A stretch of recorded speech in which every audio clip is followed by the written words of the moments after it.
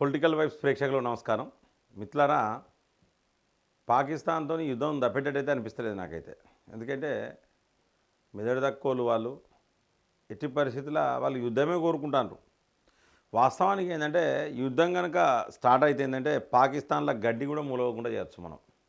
అంత బ్రహ్మాండంగా మనం ఉన్నాం. ఇక వాడిని రెచ్చగొట్టే వ్యాఖ్యలు వాని దగ్గర 3, 4 క్షిపణులు ఉన్నాయి. సో దాంతోని రెచ్చగొట్టే వ్యాఖ్యలు ఏందంటే మేము సీక్రెట్‌గా దాచిపెట్టినాం, పీకుడు దాచిపెట్టినాం, అది బొచ్చెడున్నాయి అసొంటియి మన దగ్గర.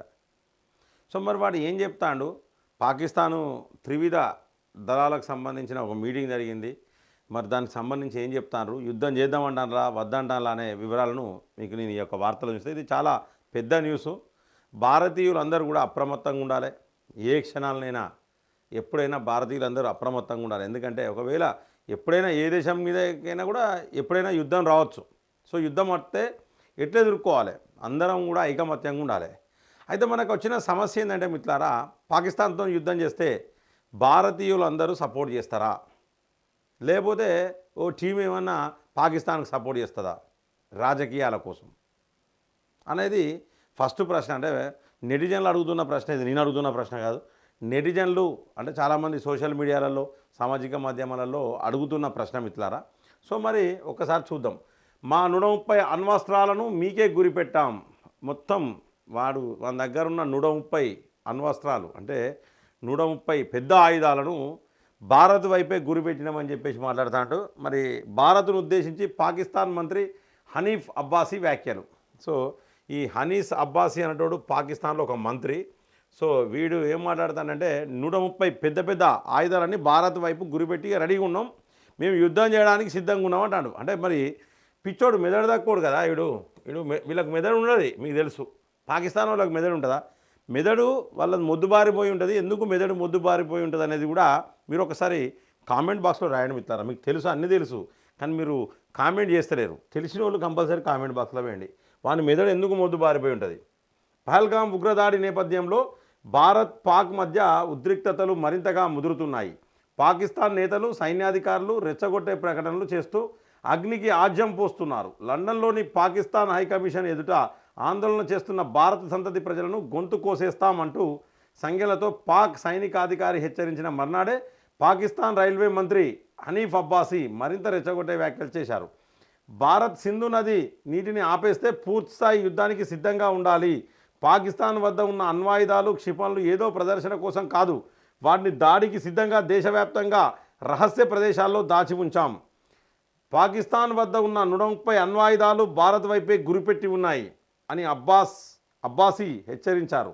గోరీ కాదు, అది గౌరీ, షహీన్, గజ్నవి వంటి క్షిపణులు అణ్వాయుధాలు అన్నీ భారత్ కోసమే సిద్ధం చేశామన్నారు.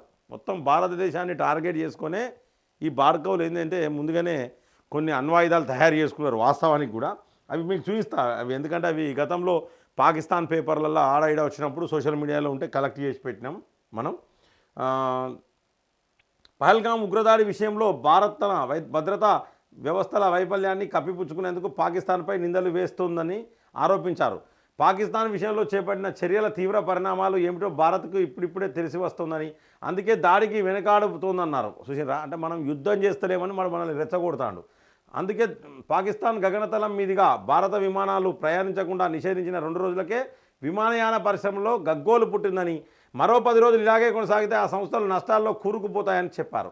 ఇక ఇరు దేశాల మధ్య వాణిజ్యాన్ని భారత్ నిలిపివేయడంపై స్పందిస్తూ ఇలాంటి వాటిని ఎదుర్కోవడానికి తాము సిద్ధంగానే ఉన్నామని పేర్కొన్నారు. పహల్గాం ఉగ్రదాడి అనంతరం భారత్ చేపట్టిన చర్యలతో పాకిస్తాన్ అప్రమత్తమైంది. ఇప్పటికే వాణిజ్య నిలిపివేతతో మొదలైన ఇబ్బందులను, యుద్ధ పరిస్థితులు ఏర్పడితే ఎదురయ్యే పరిణామాలను ఎదుర్కొనేందుకు సన్నిద్ధమవుతుంది. ఇప్పటికే ఆ దేశ త్రివిధ దళాలను అప్రమత్తం చేసింది. సిబ్బంది సెలవులను రద్దు చేసింది. అన్ని రైల్వే స్టేషన్లను ఆర్మీ ఆధీనంలోకి తెచ్చింది. అత్యవసర పరిస్థితి తలెత్తితే యుద్ధ ట్యాంకులు, మిలిటరీ పరికరాలు, ఆయుధాలు, సైన్యానికి అవసరమైన సరుకులు వంటి వాటిని అప్పటికప్పుడు వేగంగా రవాణా చేయడానికి చర్యలు చేపట్టినట్టు అబ్బాసీ పేర్కొన్నారు. పాకిస్తాన్లో ఔషధాల కొరత ఏర్పడకుండా ఆ దేశం అత్యవసర చర్యలు చేపట్టింది. చైనా, రష్యా, ఇతర దేశాల నుంచి ఏపీఐలను దిగుమతి చేసుకునేందుకు పాక్ ప్రయత్నాలు ప్రారంభించింది. సో మొత్తానికైతే పాకిస్తాను యుద్ధం చేద్దామని సిద్ధమైపోయింది, యుద్ధానికి సిద్ధమయ్యి ఆ రైల్వే శాఖ మంత్రి ఈ అబ్బాసీ గాడు వీడు మెదడు తక్కువ బాడకవు. వీడు ఏం చేసిండంటే వీడు ఒక స్టేట్మెంట్ ఇచ్చిండు, మేము యుద్ధానికి స్టార్ట్ అయినాం. మా దగ్గర 3 అంటే గౌరీ, షహీన్, గజ్నవి వంటి క్షిపణులు మా దగ్గర ఉన్నాయి. మేము వాటిని సీక్రెట్గా దాచిపెట్టినాం, మీకోసమే తయారు చేసినాం. 130 పెద్ద పెద్ద వెపన్స్ను మీకే గురిపెట్టి రెడీగా ఉన్నాం మేము అని చెప్పేసి చెప్పిండు. అలాగే ఈ యొక్క త్రివిధ దళాలకు సంబంధించి సెలవులు ఏం తీసుకోవద్దు, సెలవులను రద్దు చేసినట్టు వాళ్ళు ప్రొసీడింగ్స్ ఇచ్చారు అక్కడ. అంటే మీరు సెలవులు ఇట్లా తీసుకోవద్దు, రెడీగా ఉండాలి. యుద్ధం వచ్చే అవకాశాలు ఉంటే ఈ త్రివిధ దళాలు అంటే నౌకం కావచ్చు, ఎయిర్ ఫోర్స్ కావచ్చు, ఇవన్నీ ఏది మన ఆర్మీ కావచ్చు, ఆర్మీ, నేవీ, ఇవన్నీ కూడా సిద్ధంగా ఉన్నాయి అన్నట్టుగా వాళ్ళు సిద్ధంగా ఉన్నారు. ఎందుకంటే పెద్ద పెద్ద ఆయుధాలను, సరుకులను అటు ఇటు పంపడానికి రైళ్లను కూడా సిద్ధం చేసినాం మేము, అన్ని రకాలుగా సిద్ధంగా ఉన్నాం. నెక్స్ట్ ఒకవేళ యుద్ధం వస్తే రేపు పొద్దున మెడిసిన్స్ అవసరం పడతాయి, మెడిసిన్స్ కూడా అన్నీ సిద్ధం చేసుకొని చైనా, రష్యాలకు వెళ్ళి సిద్ధం చేసుకొని మెడిసిన్స్ను సిద్ధం చేసుకొని కూడా సిద్ధంగా ఉన్నాం మేము అని చెప్పేసి ఈ యొక్క పాగల్గాడు, ఈ యొక్క మెదడు దక్కుడు, వీళ్ళంతా మెదడు దక్కువలు మిత్రులారా. అంటే వీళ్ళు ఏం చెప్తారంటే వీళ్ళకు ఒక కాన్ఫిడెంట్ ఉన్నది, భారత్ యుద్ధం చేయాల్సి వస్తే భారతదేశంలో అందరూ భారత యుద్ధాన్ని ఇష్టపడరు. ఒకవేళ నిజంగానే నరేంద్ర మోడీ గారు, అమిత్ షా డైరెక్ట్ డెసిషన్ తీసుకుని యుద్ధం స్టార్ట్ అంటే కూడా ఈ యుద్ధం మరి మనం పాకిస్తాన్తో చెప్తే మరి మనతో యుద్ధం చేసేటోడు ఒకడు ఉంటాడు ఇక్కడ, మీకు తెలుసు ఎవరనేది. సో వాళ్ళు ఏమన్నా మన యుద్ధాన్ని ఏమన్నా డిస్టర్బ్ చేస్తారా, పాకిస్తాన్కు సపోర్ట్ చేసేటోళ్ళు ఎవరైనా ఉన్నాడా ఇందులో? ఎందుకంటే ఇప్పటికే పాకిస్తాన్కు సంబంధించిన కొన్ని మీడియా సంస్థలు ఇక్కడ పనిచేస్తున్నాయి, పాకిస్తాన్కు సంబంధించినవి. అంటే నరేంద్ర మోడీ గారిని గద్దెదింపాలి, భారతీయ జనతా పార్టీని గద్దెదింపాలి అనే ఉద్దేశంతో కొన్ని మీడియా సంస్థలు, పాకిస్తాన్కు సంబంధించిన కొన్ని మీడియా సంస్థలు ఇక్కడ పనిచేస్తూ ఉన్నాయి మిత్రులారా. అలాగే వాళ్ళైతే సిద్ధంగా ఉన్నాం మేమని చెప్పిర్రు. అలాగే రెచ్చగొట్టే వ్యాఖ్యలు అక్కడ ఒకడు ఆర్మీ అధికారి ఏం చేసిండంటే మనలో మొత్తం గొంతులు కోస్తామని అంటాడు.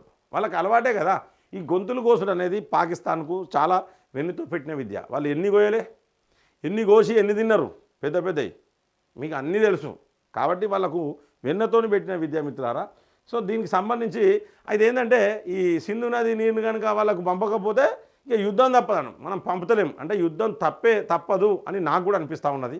మరి యుద్ధం కనుక వస్తే మనం కూడా సిద్ధంగా ఉండాలి. మనం అంటే ఒక ఆర్మీ సిద్ధంగా ఉండు కాదు మిత్రులారా, ప్రతి ఒక్కరం మనకు తోసినంతగా మనం అన్ని రకాలుగా ఇతరులకు హెల్ప్ చేసేటట్టుగా కూడా మనం ఉండాలి. ఏది ఏమైనప్పటికీ పాకిస్తాన్ అనేది చాలా చిన్న దేశం. మన ఆర్మీ తలుసుకుంటే వాని బద్దలు బాషింగాలు అయితే అందులో నో డౌట్, ఏ ఒక్కడు కూడా మిగిలడు. కాకపోతే మనకున్న తలకాయ నొప్పి ఏంటంటే పాకిస్తాన్ అంతం కాదు, మన దగ్గర కూడా ఎట్లా రెస్పాండ్ అవుతాడు అనేది మనకున్న తలకాయ నొప్పుతారా.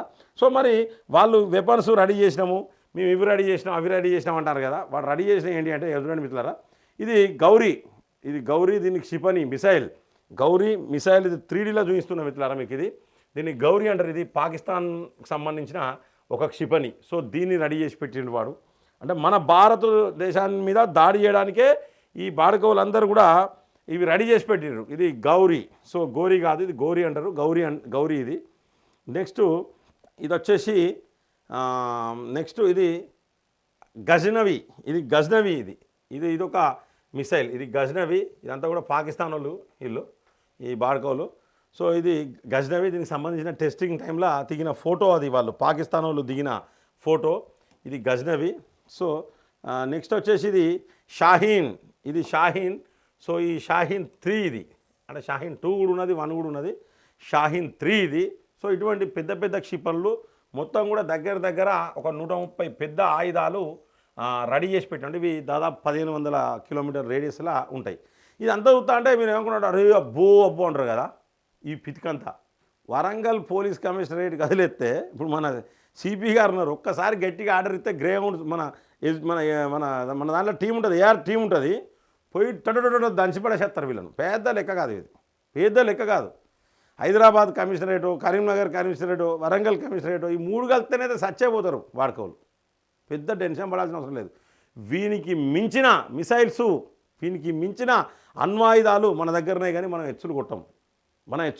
ఎవరు భయపడాల్సిన అవసరం లేదు.